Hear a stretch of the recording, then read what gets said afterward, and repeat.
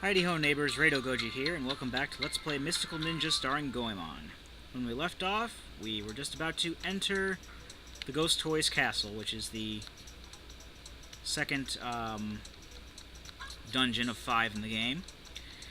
These ghosts here we can't actually hurt yet until we get something later on in the castle. We can light these torches with the fire money.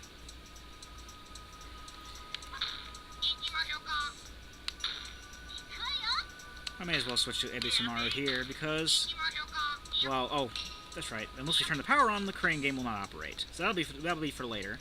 But there is an item in there that we want, that little camera in there. So we'll get that later in the dungeon. And, of course, frame rate drops.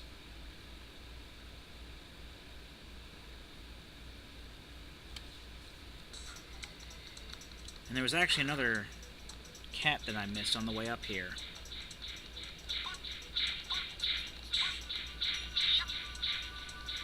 That's okay, we can go back and get it when we exit the castle. There is a cat, however, up here that we will get.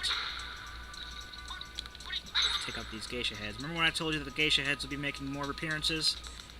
They make appearances in spades in this dungeon.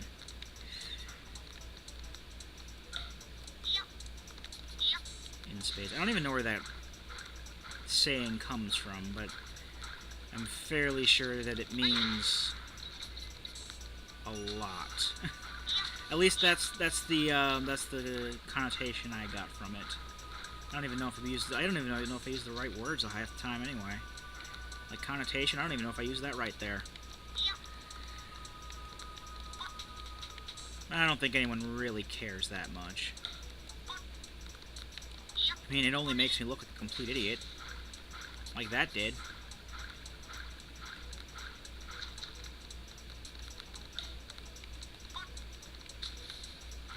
And the next time I try it, I'm gonna have, like, the right kind of angle and everything, and then the game's just gonna, like... Or the emulator's gonna shut down the frame rate again. Right when I get it right, and then it's gonna mess me up. I just want the one cat... here. There, we got rid of the geisha head. Oh, and I just messed up that jump anyway. First part of the video, Rado tries to get a cat. 5 minutes later, we can go on with the dungeon. And it's not like the control's unresponsive or anything. The control's very responsive with this, at least with the controller to the simulator. I think it's because...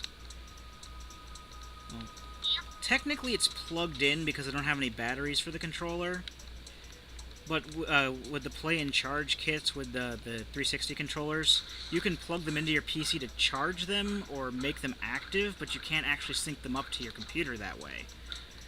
So I actually had to, I had this from a long time ago, but it's a wireless adapter for 360 controllers for Windows, so that's what I'm using here. And it's like a USB thing that plugs in, and your controllers can sync to it. So that's what the controller is actually syncing to through the computer, is that wireless sync thing, but it's still plugged in because I need a power source for it. And I don't feel like using the controller I normally use with my I regularly use my 360. Because I don't want to use up my rechargeable battery playing this for like however long I'm going to be playing it.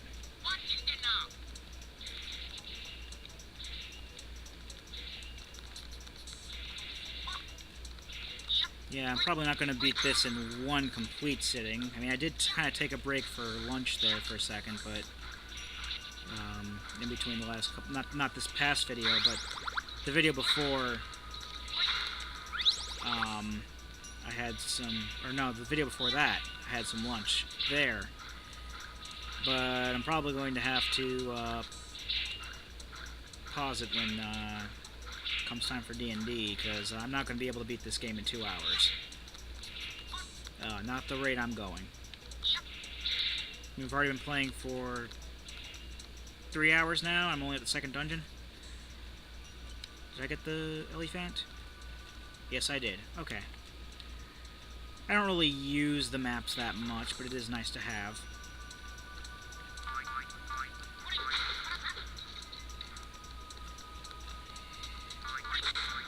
There's these things. I forget what I think dharmas, I think they're called. Little doll things. I do know that will be... Well, I don't want to spoil anything here, but I know that the there's a Pokemon that's actually based off of those now called there's Darumaka and Darmanitan, which are basically kind of mixed between those Dharma statues and monkeys. Or orangutans, if you really want to get technical, I guess. Basically put that little peach seed there, and this will come up and give us a bunch of stuff. Oh, there's a bit of polygon clipping there. But that's probably the emulator. It doesn't really do that in the cartridge version.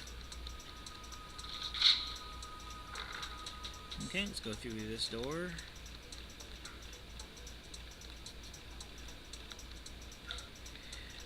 Oh, see that over there?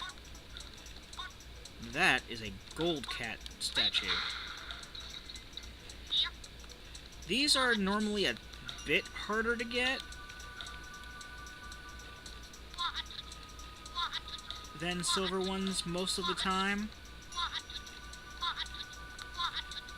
But they like I said when I first started talking about these actually count as heart containers. So automatically our strength gauge is increased by 1. I can actually check those two off. Because I forgot to check off the one that we got near the beginning of the dungeon. Is that door locked? Yes, that door is locked. I instinctively tried to use the C buttons to look over there with the right analog stick, which is what the C buttons are on right now. But it thought I was trying to do C up, and it said, no, you're in the water, you can't shrink right now.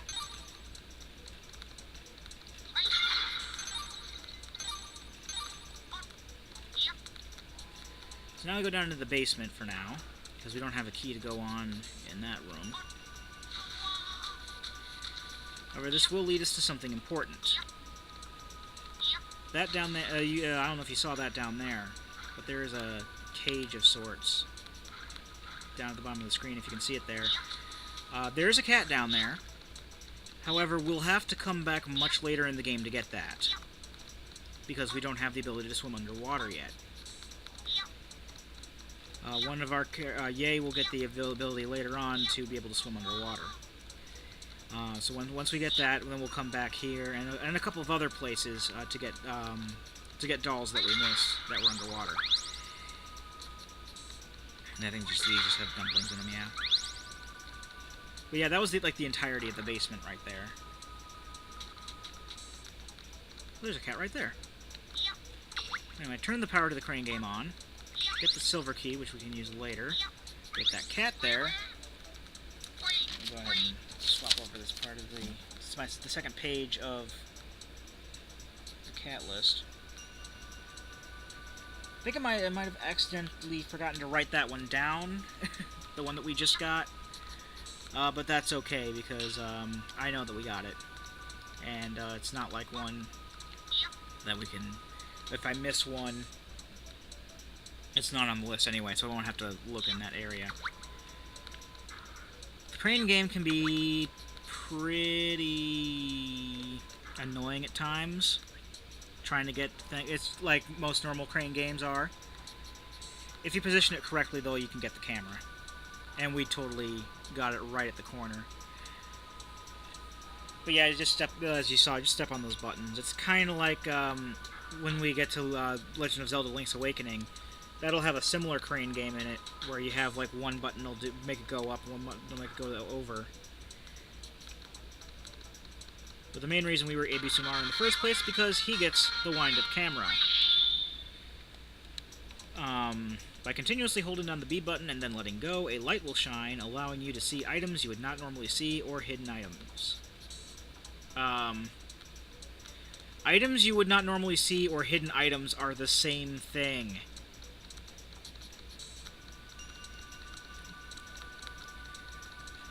Yeah, this game has, I wouldn't say as much English as Final Fantasy Adventure, but damn near close.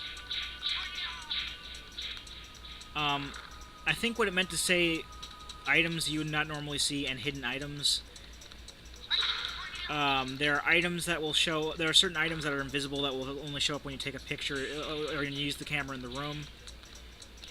Yeah, we could have used this last time, but I wanted to get the elephant. But also, there are areas with hidden paths that you will need the camera for, and we will be using the camera more than just in this dungeon. There are places in the last couple dungeons as well that we'll be using the camera in. Technically, I could have gone and done the whole Peach thing again to get more money, but I really just wanted to show that off once. It's not anything that I'm not absolutely going to need to grind a whole ton of money at some point. Throughout the main course of the game, you can get enough money if you don't spend a lot of it. So yeah, use the camera here, make these ghosts appear, and then we can destroy them, because normally we can't. And destroying all the ghosts opens up this lantern door here. Also, something I did forget to mention in the last dungeon, as you get farther into the dungeon, the music changes. So as you can see, it got an extra track of music here. And all the different music tracks are listed differently in the sound test, too. All the different versions of it. So in Oedo Castle, we actually only had, there were like 2 renditions of the song. Whereas the other one had like more of a taiko drum beat to it later on. In this, and I believe the 2 dungeons after this one all have 3 versions of their song. The last dungeon actually doesn't have different versions of each song, but it has 2 different songs because it's actually. I don't want to go into too much detail because it's spoilers, but there's a larger, there's one stretch of the dungeon that basically isn't dungeon-like, and that basically splits up the 2 main parts of the dungeon.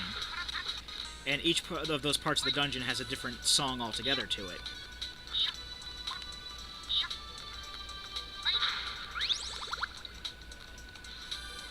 I like the song on this.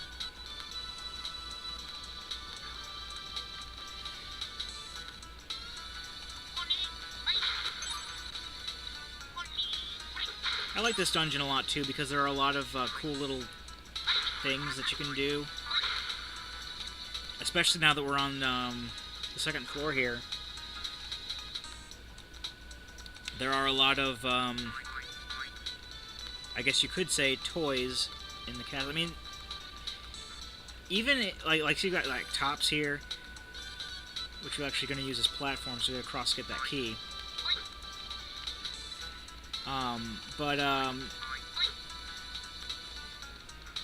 Yeah. Where was I going with it? Oh yeah, this water is hot, like boiling water, and will hurt. Some of the areas with water in them from earlier in the dungeon had like those wooden platforms. Those are like from like I don't remember what it's called, but it's like a Japanese game. It's like a mix between chess and dominoes. It's not mahjong because that's Chinese, but most people, Japanophiles maybe, might know what I'm talking about. Anyway, I'm going to cut the video off here because we're nearing the 15-minute line, and when we come back, we will continue Ghost Toys Castle. I've been Rado Goji, and I'll be here next time. Join me, won't you?